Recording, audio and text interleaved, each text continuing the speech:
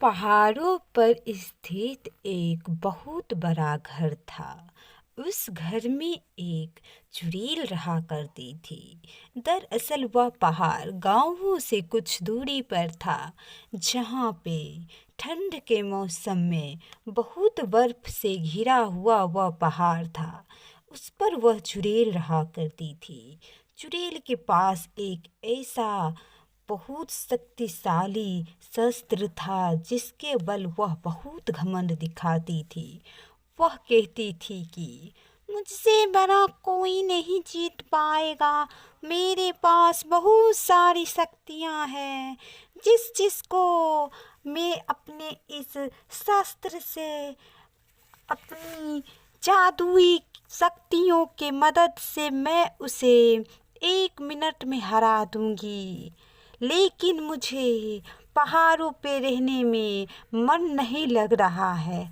मैं चाहती हूँ कि मेरा पूरा शासन पूरे गांव पर चले, और इसके लिए मुझे जो भी करना पड़े मैं करूँगी। मैं सुनी हूँ कि गांव से कुछ बाहर दूरी पर एक चुड़ैल और रहा करती है, जिसके पास बहुत सारी शक्तियाँ हैं। मैं उससे दोस्ती करूँगी, उसके बाद उसके सारे राज को जान जाऊँगी। फिर मैं अपने इन्हीं शस्त्र से उसे मार करके उसकी सारी शक्तियाँ ले लूँगी, और फिर हर जगह मैं ही राज करूँगी। मैं जा रही हूँ उससे मिलने के लिए। यह बात की खबर उस चुड़ैल को लग जाती है।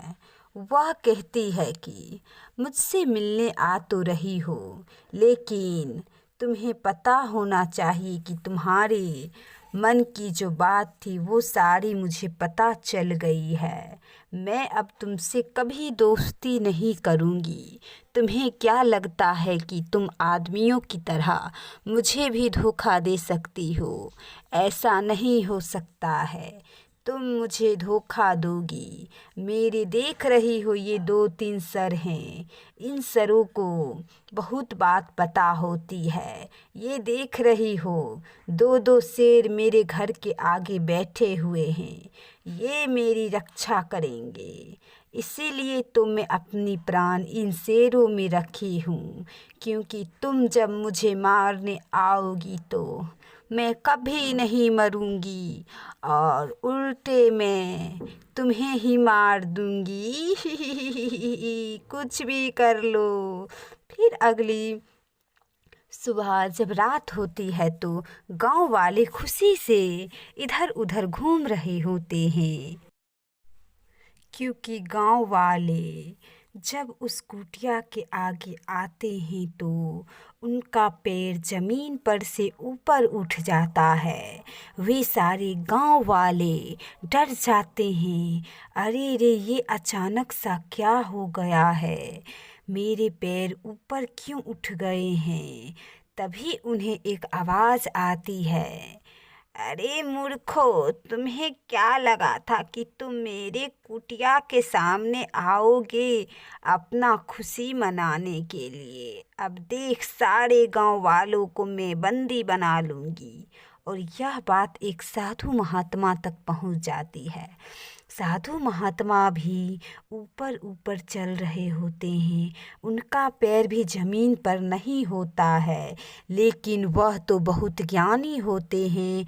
उनके पास भी बहुत सारी शक्तियाँ होती है। इन शक्तियों की वजह से वे इधर उधर भयभीत नहीं होते हैं, और कहते हैं कि अरे ओ चुड़ैल, तुम जल्दी से इन गांव वालों को अपने बंधनों से मुक्त कर दो। तुम्हें क्या मिलता है गांव वालों को बंदी बना करके?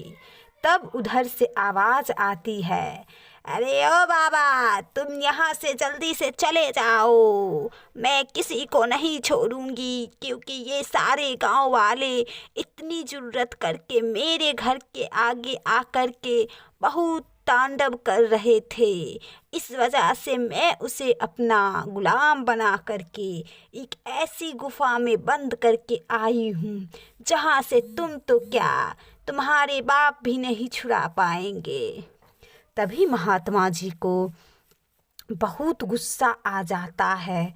वह कहते हैं, अरे ओ चुड़ैल, तुम्हें इतना घमंड हो गया है अपनी शक्तियों पर।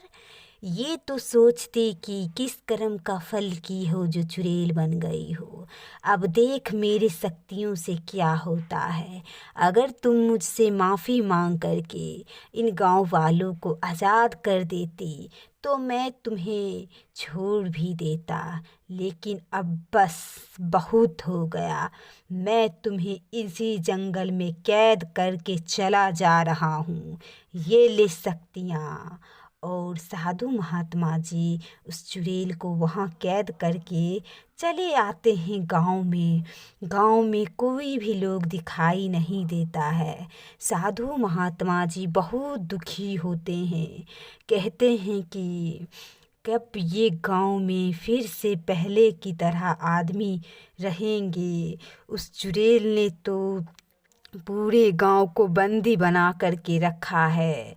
अब मैं उसे छुड़ाने के लिए बहुत तंत्र मंत्र की साधना करना पड़ेगा, लेकिन उन गांव वालों को मैं मुक्ति दिला करके ही रहूँगा। उस चुड़ैल तो उस जंगल में कैद हो ही गई है, लेकिन अब इन गांव वालों को उस चुड़ैल के चंगुल से बहुत जल्द ही निकाल करके फिर से इस गांव में लाना पड़ेगा, क्योंकि यह गांव आदमी के बिना बेकार लगता है। जहाँ लोग रहते हैं वहाँ प्रेम रहता है। यह बात कहते हैं साधु जी भोजन करने लगते हैं। बहुत दुखी मन रहता है साधु जी का।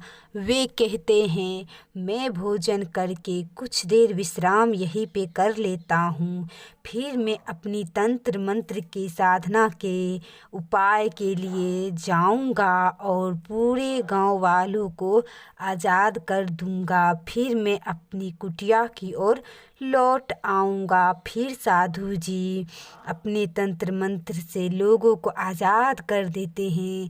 तब मुखिया जी आते हैं और कहते हैं कि देखो, पहले तो मैं आज़ाद हो गया था, लेकिन मैं तो उस चुड़ैल के चंगुल में नहीं था, क्योंकि मैं दूसरे गांव में गया था किसी आयोजन से। ये देखो क्या हाल हो गया है मेरे गांव का। अब मुझे मन भी नहीं लग रहा है। ये देखो, एक बनिए की दुकान ऐसे ही पड़ा है जैसे इस पर कोई नहीं है। सारे गांव वाले उस चुड़ैल के बंदी बन गए हैं। अब क्या होगा? मुझे तो साधु महात्मा जी से मिलना पड़ेगा, लेकिन साधु महात्मा जी के पास मैं कैसे जाऊं? मैं भी इस गांव में कैद हो गया हूं आते ही।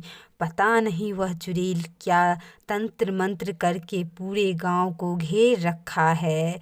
फिर मैं चलता हूँ अपने ही गांव की घर की ओर, फिर देखता हूँ कुछ हो पाता है तो करता हूँ। फिर मुखिया जी जाते हैं और अपनी दादी अम्मा को बुलाते हैं। अरे दादी, निकलो ज़रा घर से, मुझे एक गिलास पानी दे दो। वह मुखिया जी हाथ जोड़ करके कहते हैं, हे प्रभु, ये क्या हो गया? मेरी दादी जी भी उस चुड़ैल के चंगुल में फंस गई है। अब कैसे उस चुड़ैल से मुक्ति मिलेगी मेरी दादी जी को? जल्द से जल्द मुझे छुड़ाना पड़ेगा। मुझे मन नहीं लग रहा है। हे प्रभु, आप कुछ कृपा कीजिए, नहीं तो यह गांव पूरे उदास हो जाएगा आदमियों से। यह गांव पहले कितना अच्छा लगता था, लेकिन अब यही गांव एक वीरान जैसा प्रतीत होता है। क्या हो रखा है यह गांव में? एक बुराई ने पूरे गांव वाले को तहस-नहस करके रखा है। फिर मुखिया जी हाथ में अगरबत्ती निकालते हैं और कहते हैं इस गांव को अच्छी तरह से पहले शुद्ध कर लिया जाए। यहाँ पूजा पाठ